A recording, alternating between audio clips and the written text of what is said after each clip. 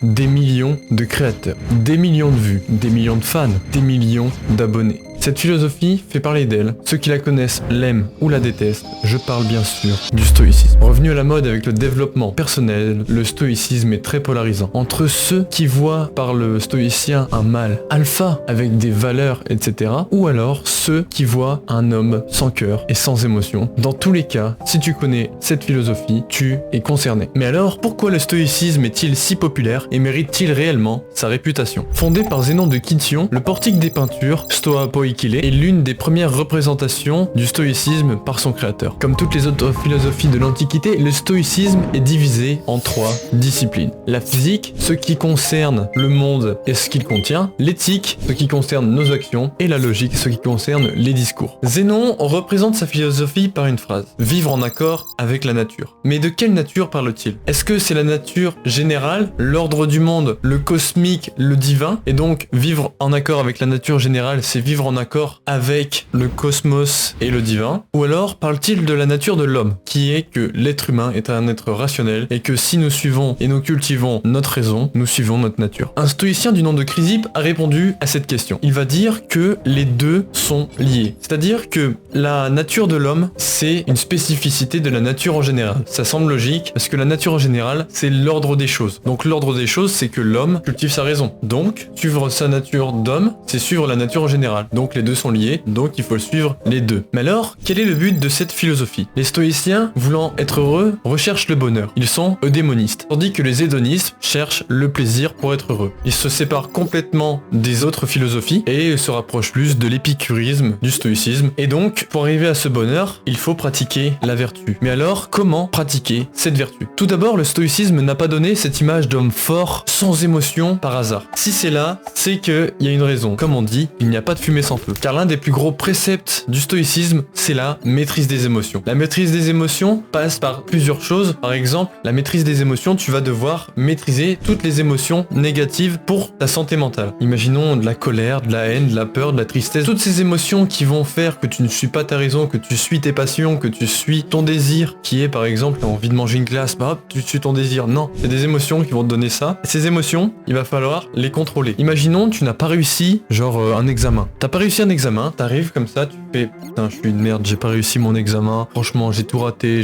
dans ma vie. Alors que le stoïcien va plus se dire, bon, c'est pas grave, j'ai raté mon examen, je me rattraperai la prochaine fois, tant pis, au pire, je vais refaire une année si je suis en licence. Mais le stoïcien relativise. Donc, on va dire que le contrôle de ses émotions, c'est relativiser. Mais pour contrôler ses émotions, il va falloir avoir un esprit fort. Cet esprit fort va se créer par des habitudes qui sont la gratitude, suivre un objectif, toujours essayer d'avoir l'excellence et surtout comprendre que l'on suit la nature. Si il se passe un truc, par exemple, il y a un éboulement, ta voiture est pétée en deux, tu vas te dire, oh non, c'est de ma faute, je suis trop nul, je me suis garé là. Non, c'est pas ça. Est-ce que tu y étais pour quelque chose? Non. Est-ce que c'est de ta faute s'il y a eu un éboulement? Non. Donc, tu t'en fous. C'est un peu le principe même du stoïcisme. Toutes ces habitudes, tous les concepts de la philosophie stoïcienne permettent d'avoir une bonne santé mentale pour avoir un esprit fort. Et donc, pour m'assurer que ce que je dis est vrai, j'ai demandé à des personnes ce qui leur plaisait dans le stoïcisme. Et les réponses ne m'ont pas surprise. Nous pouvons retrouver le fait que c'est une philosophie simple, facile, qui nous pousse à faire de grandes choses. Mais aussi, ce qui me plaît dans le stoïcisme, c'est la figure masculine forte avec homme fort ne montre pas ses émotions. Ainsi que le fait que de grandes personnes comme Marc Aurèle ou Épictète l'aient utilisé. Ce qui l'a probablement rendu célèbre et qui l'a permis de rester dans l'histoire grâce aux dirigeants européens, puis nous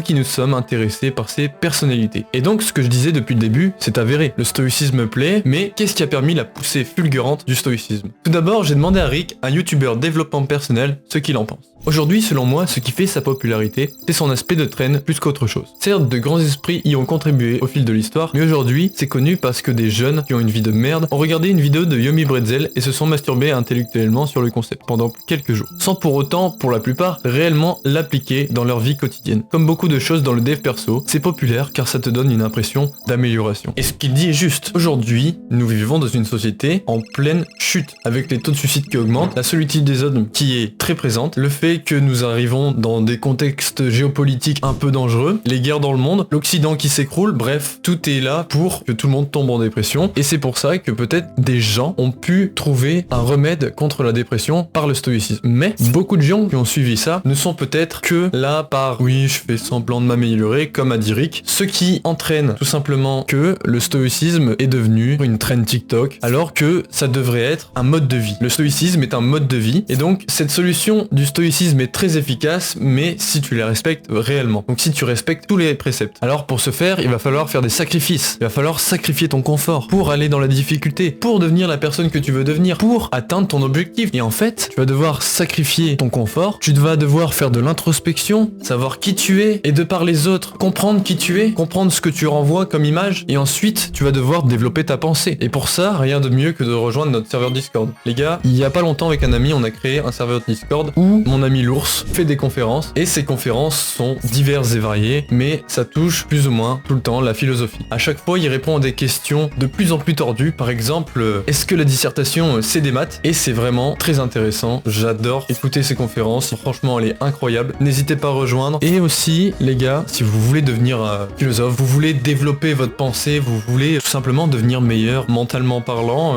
rejoignez le serveur Discord. On se retrouve de l'autre côté du mur. C'était Rolio. Bonne soirée.